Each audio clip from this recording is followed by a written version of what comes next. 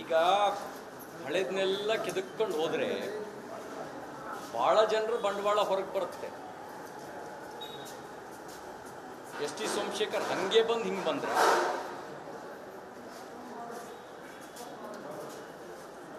ಹೆಬ್ಬಾರರ ಬಗ್ಗೆ ಏನು ಹೇಳ್ತಾರೆ ಇವರು?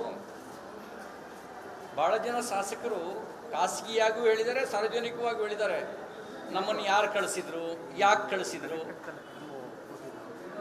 ಅನ್ನೋ ಮಾತನ್ನು ಹೇಳ್ತಾರೆ. ಮೈತ್ರಿ ಅನ್ನೋದು ವಿಶ್ವಾಸದ ಮೂಲಕ ಆಗಬೇಕಾಗಿದೆ, ವಿರೋಧಕ್ಕಾಗಿ ಅಲ್ಲ. 2018ರಲ್ಲಿ ಕಾಂಗ್ರೆಸ್ JDS ಜೊತೆ ಮೈತ್ರಿ ಮಾಡಿಕೊಂಡಿದ್ದು ಜನತಾದಳದ ಮೇಲಿನ ಪ್ರೀತಿಯಿಂದಲೂ ಅಲ್ಲ, ಕುಮಾರಣ್ಣವ್ರ ಮೇಲಿನ ಅಭಿಮಾನದಿಂದಲೂ ಅಲ್ಲ, ಅಥವಾ ದೇವೇಗೌಡರ ಮೇಲಿನ ಗೌರವದಿಂದಲೂ ಅಲ್ಲ. ಅವ್ರು ಕೇವಲ ಭಾರತೀಯ ಜನತಾ ಪಾರ್ಟಿಯನ್ನು ಅಧಿಕಾರದಿಂದ ಹೊರಗಿಡಬೇಕು ಅನ್ನುವಂಥ ಒಂದೇ ಒಂದು ಷಡ್ಯಂತ್ರದಿಂದ ಜನತಾದಳಕ್ಕೆ ಬೆಂಬಲ ಕೊಟ್ಟರು. ಕೊಟ್ಟುಗಳಿಗೆಯಿಂದ ನನ್ನನ್ನು ಕಾಲೆಳೆದ್ರು ಅಂತ ಮಾನ್ಯ ಮಾಜಿ ಮುಖ್ಯಮಂತ್ರಿ ಕುಮಾರಸ್ವಾಮಿ ಅವರೇ ಹೇಳಿದ್ದಾರೆ. ಮತ್ತು ಕುಮಾರಸ್ವಾಮಿ ಅವರೇ ಬೇಸತ್ತು, ಇನ್ನು ಇವ್ರನ್ನ ಯಾರನ್ನು ನೆಟ್ಟಗೆ ಮಾಡೋಕ್ಕಾಗಲ್ಲ, ಏನಾರು ಮಾಡ್ಕೊಳ್ಳಿ ಅಂತ ನನಗೆಲ್ಲ ಗೊತ್ತಿದ್ದು ಕೂಡ ನಾನು ಅಮೇರಿಕಕ್ಕೆ ಹೋಗಬೇಕಾಯ್ತು ಅನ್ನೋ ಮಾತನ್ನು ಕೂಡ ಹೇಳಿದ್ದಾರೆ. ಮೈತ್ರಿ ಅನ್ನೋದು ಅದು ವಿಶ್ವಾಸದ ಮೂಲಕ ಮೂಡಿಸ್ಬೇಕಾಗಿತ್ತು ಕೆಲಸ, ಎಲ್ಲಿ ಮಾಡಿಸಿದ್ರು? ಹಾಗಾಗಿ ಭಾಳ ಕೆದಕಿದ್ರೆ ಭಾಳ ಜನರ ಹಗರಣ ಹೊರಗೆ ಬರುತ್ತೆ. ನಾನು ಅದ್ರ ಬಗ್ಗೆ ಮಾತಾಡೋಕ್ಕೆ ಹೋಗಲ್ಲ. ಈಗ BJP JDS ಮೈತ್ರಿ, ನಾವು ಪರಸ್ಪರ ಪೂರಕವಾಗಿ 28ಕ್ಕೆ 28 ಲೋಕಸಭಾ ಕ್ಷೇತ್ರವನ್ನು ಗೆಲ್ಲೋ ದೃಷ್ಟಿಯಿಂದ ಕೆಲಸ ಮಾಡ್ತಾಯಿದ್ದೀವಿ. ಇನ್ನು ಕಾಂಗ್ರೆಸ್ನವರಿಗೆ ಗೆಲ್ಲುವ ವಿಶ್ವಾಸ ಹೋಗ್ಬಿಟ್ಟಿದೆ. ಹಂಗಾಗಿಯೇ ವಂಚನೆಯ ಗ್ಯಾರಂಟಿನ ಮಂಡಿಸಿದ್ದಾರೆ. ಅಂದರೆ ವಂಚಿಸೋದು ಜನರಿಗೆ.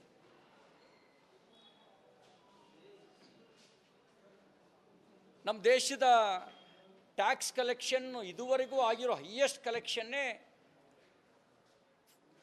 ಈ ವರ್ಷದ್ದು, ಅಂದರೆ ಕಳೆದ 23-24ನೇ ಸಾಲಿಂದು 20 ಲಕ್ಷ ಕೋಟಿ ಟ್ಯಾಕ್ಸ್ ಕಲೆಕ್ಷನ್ ಆಗಿರೋದು. ಅವ್ರ ವಂಚನೆಯ ಗ್ಯಾರಂಟಿಗೆ ಒಂದೊಂದು ಜಿಲ್ಲೆಯಲ್ಲೂ ನೋಟಿಂಗ್ ಮಿಷಿನ್ ಇಡಬೇಕಾಗತ್ತೆ ಪ್ರಿಂಟ್ ಹಾಕೋಕ್ಕೆ. ಆವಾಗ ನೋಟಿಂಗ್ ಮಿಷಿನ್ನು ಈ ಬಸ್ ಟಿಕೆಟಿಗಿಂತ ಈ ಯೂಸ್ ಮಾಡಿ ಬಿಟ್ಟು ಬಸ್ ಟಿಕೆಟ್ ಇರ್ತಾವಲ್ಲ ಅದಕ್ಕಿಂತ ಕಡೆ ಆಗಿಬಿಡ್ತಾವೆ. ಅದು ವಂಚನೆ, ಇದು ಮೋಸ. ಅವರಿಗೆ ಗೆಲ್ಲುವ ವಿಶ್ವಾಸ ಇದ್ದಿದ್ದರೆ ಈ ಥರ ವಂಚನೆಯ ಗ್ಯಾರಂಟಿನ ಕೊಡ್ತಾನೆ ಇರಲಿಲ್ಲ. ಇದು ಯಾವ ಥರದ ವಂಚನೆ ಗೊತ್ತಾ ನಿಮಗೆ? ಶ್ರೀಮತಿ ಇಂದಿರಾ ಗಾಂಧಿಯವರು ಗರೀಬಿ ಹಟಾವು ಅಂತ ಹೇಳಿದರು. 14 ವರ್ಷ ಗರೀಬಿ ಹಟಾವು ಅಂತಲೇ ಹೇಳಿದ್ರು. ಅದಾದಮೇಲೆ ರಾಜೀವ್ ಗಾಂಧಿಯವರು ಗರೀಬಿ ಹಟಾವು ಅಂದರು. ಅದಾದಮೇಲೆ ಸೋನಿಯಾ ಗಾಂಧಿಯವರು ಗರೀಬಿ ಹಟಾವು ಅಂದರು. ರಾಹುಲ್ ಗಾಂಧಿ ಗರೀಬಿ ಹಟಾವು ಅಂದರು. ಬಡವರ ಬಡತನ ಏನಾದ್ರು ದೂರ ಆಯ್ತಾ? ದೂರ ಆಗಲಿಲ್ಲ. ಆದರೆ ಒಬ್ಬೊಬ್ಬ ಕಾಂಗ್ರೆಸ್ಸಿಗನ ಮನೆಯಲ್ಲಿ ಲೋಡು ಹಣ ಸಿಕ್ತು. ಲೋಡು ಅವನು ಯಾರೋ ಛತ್ತೀಸ್ಗಢದ MP, 1 ಲಾರಿ ಲೋಡ್ ಹಣ ಸಿಕ್ಕಿದ್ದು. ಎತ್ತಿನ ಗಾಡೀಲಿ ರಾಜಕಾರಣ ಶುರು ಮಾಡಿದ ಮಹಾನುಭಾವರು ಇವತ್ತು 10,000 ಕೋಟಿಗಳ ಒಡೆಯರು.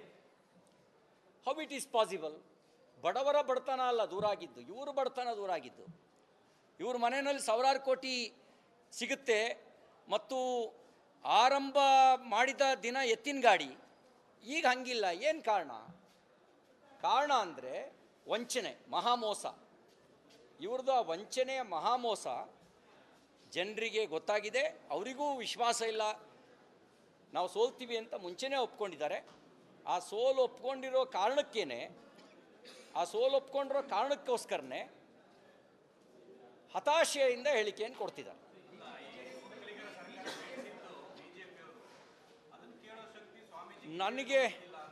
ನನಗೆ ಇವ್ರು ಸೆಕ್ಯುಲರ್ ಅಲ್ವಾ, ಅವ್ರ ಪಾರ್ಟಿ, ಅವ್ರ ಚಾಂಪಿಯನ್ ಅಲ್ವಾ?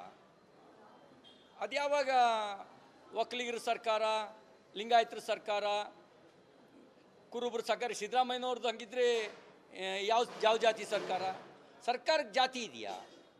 ಹಿಂಗೆ ಹೇಳೋದು ಸಂವಿಧಾನ ವಿರುದ್ಧ ಅಲ್ವಾ? ಅಂಬೇಡ್ಕರ್ ಅವ್ರಿಗೆ ಮಾಡುವ ಅಪಮಾನ ಅಲ್ವಾ?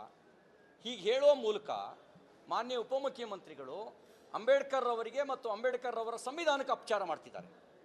ಅವರು ಪ್ರಮಾಣ ವಚನ ಸ್ವೀಕಾರ ಮಾಡಿರೋದು ಜಾತಿ ಹೆಸರ ಮೇಲೆ ರಾಜಕಾರಣ ಆಡಳಿತ ನಡೆಸ್ತೀನಿ ಅಂತಲೋ, ನಿಷ್ಪಕ್ಷಪಾತವಾದ ಆಡಳಿತ ನಡೆಸ್ತೀನಿ ಅಂತಲೋ, ಯಾವುದೇ ರಾಗ ದ್ವೇಷ ಇಲ್ಲದೆ ನಿಷ್ಪಕ್ಷಪಾತವಾಗಿರ್ತಕ್ಕಂಥ ಆಡಳಿತ ನಡೆಸ್ತೀನಿ ಅಂತ ಪ್ರಮಾಣ ವಚನ ತಗೊಂಡು ಇದು ಜಾತಿ ಲೇಬಲ್ ಕಟ್ಟೋದು ಸಂವಿಧಾನಕ್ಕೆ ಮಾಡೋ ಅಪಚಾರ ಆಗಲ್ವಾ?